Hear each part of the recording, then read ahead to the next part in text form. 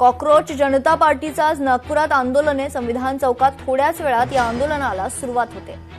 केंद्रीय शिक्षण मंत्री धर्मेंद्र प्रधान यांच्या राजीनाम्याच्या मागणीसाठी या आंदोलन होणार असल्याची माहिती आहे। या आंदोलनासाठी मोठ्या संख्येने तरुणाई या ठिकाणी एकत्रित जमल्याचं चित्र पाहायला मिळतंय। तर आंदोलनस्थळी पोलीस बंदोबस्त देखील तैनात आहे।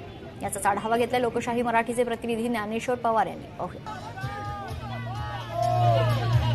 कॉकरोच जनता पार्टीचं आज नागपूरच्या संविधान चौकामध्ये आंदोलन होत आहे। नीट पेपर प्रकरणी जे आहे ते केंद्रीय शिक्षण मंत्र्यांनी जबाबदारी स्वीकारत आपला राजीनामा द्यावा अशी प्रमुख मागणी जी आहे ती आंदोलनाच्या माध्यमातून केली जाणार आहे। सर, आमची मागणी आहे की जे एज्युकेशन मिनिस्टर्स आहे त्यांनी अकाउंटेबिलिटी घेतली पाहिजे, एज्युकेशन रिफॉर्म झाले पाहिजे आणि जे मुलं नीटमुळे अफेक्ट झाले आहे त्यांना कम्पन्सेट करण्यात आलं पाहिजे आणि काही मेजर रिफॉर्म्स आणले पाहिजे। जसे तुम्ही री एक्झामच्या मधामध्ये खूप जास्त अंतर ठेवत आहे, त्या जागी तुम्ही एक बॅकअप एक्झाम करू शकता।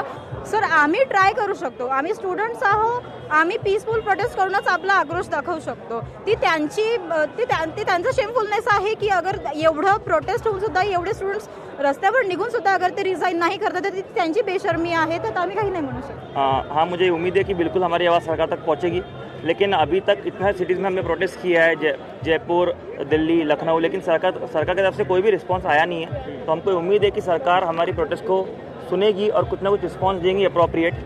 धर्मेंद्र प्रधान यांनी 100% राजीनामा दिला पाहिजे, ही त्यांची नैतिक जबाबदारी आहे। आपल्या देशामध्ये जवळपास 42 कोटी युवा आहेत।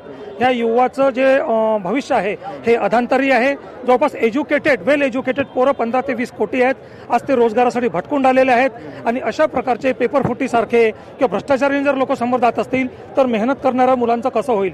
हो, मला तर वाटतं, कारण प्रत्येक शहरामध्ये किंवा प्रत्येक राज्यामध्ये एक विद्यार्थी असतो आणि जर प्रत्येक विद्यार्थ्याने आवाज उचलला तर तो त्यांच्या कानापर्यंत नक्कीच पोहोचेल। सर, मला एवढंच म्हणायचं आहे, जर आपल्याकडनं काम होत नाही, आपण रिस्पॉन्सिबिलिटी घेऊ शकत नाही, तर आपण प्लीज विनंती करून मी तुम्हाला हेच म्हणेन की प्लीज सर राजीनामा द्या।